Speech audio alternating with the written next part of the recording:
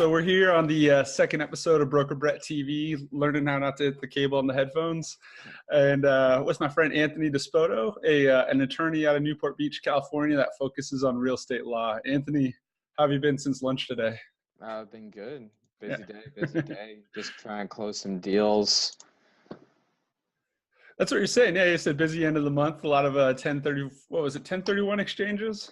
Yeah, I got a client that's looking at about 3 or 4 different properties right now, just so to make sure to close on at least one to get that tax benefit. So is that something you see a lot? Let's go through your day-to-day right now, then kind of wind backwards on how you got into real estate law. Okay, so I mean, day to day always changes. Mm-hmm. It's kind of probably the same for you. You have a plan going in at the beginning of the day, but by the time you actually sit down, you probably have maybe 5 to 10 emails that's telling you something's more of a priority. But my concentration right now is primarily business, corporate, and real estate law. So a lot of what comes across my desk is lease negotiation, purchase and sale agreements, title work. We do some ground leases, and anything other than that would be the corporate work. So setting up corporations, making contracts, helping out people that have kind of small business dispute issues, something like that. That's cool. Making sense out of the arguments. Yeah. Yeah, plenty of money around Newport. And then I was looking at the Orange County Business Journal list today, and the 3 richest guys in Orange County are all real estate dudes. So I think there's worse things to be working on. Oh yeah. It's definitely a good area. I have that entrepreneurial mindset, or at least I hope I do. And it's definitely a good area to learn just in general. I haven't even bought a house yet, so I get to look at all these mortgages and I'm going to know what I'm in for, more so than the average purchaser the first time I go. Oh yeah, no, heck yeah, man. And it's been fun. For a little background, Anthony and I met at a meetup event, technology meetup in Orange County. We nerded out pretty hard on blockchain kind of early. He's had an eye on the startup space and the crypto world a little bit too. But that kind of segued into me getting into more traditional insurance, and then Anthony getting into more traditional, real estate law. But that's kind of where the bug began. And then, guys who know me on LinkedIn know about Broker Brews. Anthony's one of the original guys there that we've been doing that for about 1.5 years now, which is kind of crazy to think about. Yeah, it's been time's flown. Yeah, it's been fun. A couple deals have gone through. A lot of good stories and a couple deals, I think. Yeah, a couple beers here and there once a month. Yeah, exactly. Kind of stores with your war buddies, Yeah, for sure. So who do you like to connect with? Who's helpful? What kind of, business development are you doing? What would help you grow your practice? So, I mean, it's something we talked about at lunch earlier today, and recently joined that Urban Land Institute. And a lot of it deals with, you're meeting a lot of people in the space. You're meeting a lot of people that do development. You're meeting some people like myself that do law, builders, different types of money, lenders, capital. And so it's just a good space to just meet more people that are actually concentrated in the real estate market. So that's one good area that I've been doing. Something that I don't know if a lot of people do, and I don't know if you've ever used, is I just reach out to people directly on LinkedIn and try and set up coffee, lunch, beer. A lot of people are willing to do that. So, cool. And then Broker Brews, always trying to get more people to come by. And, I really enjoy, and this is something we talked about earlier too, is I enjoy the relaxed setting and the fact that it's not a very fake environment. Everybody's there just to more so enjoy having a good time. And then if we can pass off business to one another, then that's the added benefit that we get. Yeah, it kind of seems like the long haul partnerships. Yeah. I think we're going to hit 12 people this time. Yeah. We'll make it happen. Yeah.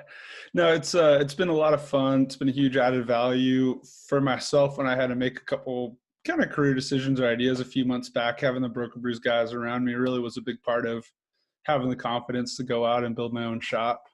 And then on my, network too, we'll be posting this, have a lot of commercial real estate brokers too. And I'm sure, stuff gets in the weeds. Those kind of guys are reaching out to you from time and again to help them finish off transactions or Hopefully. yeah, kind of smooth over a tough road here or there. Oh yeah.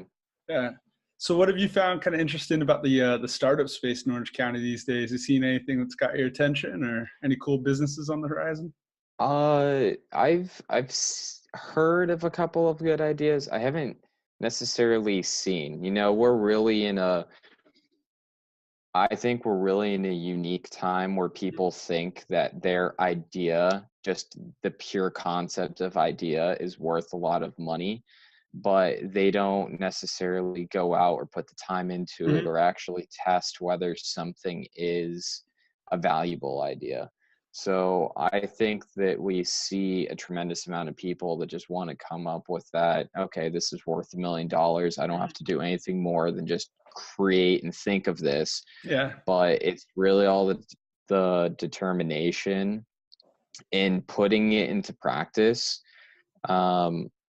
trying to make that minimum viable product. Mhm. And I've heard a couple of interesting ideas as they relate to maybe some social media Mhm. dating and how to make it like a more unique process.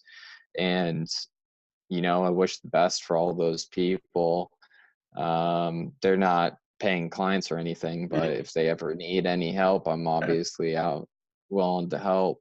that's cool. But startup space, Irvine, we're right next to a ton of money. And Mhm. so there's a lot of hubs around and it's pretty interesting. It's kind of hard to get these people's attention at the type of firm that I work at, a $400 an hour minimum billable is kind of hard for those people that don't have money. I feel like around here, you either see the guys who have the idea but the day job, or you Mhm. see the successful company that's sort of insulated itself a little bit and isn't mixing it up right now.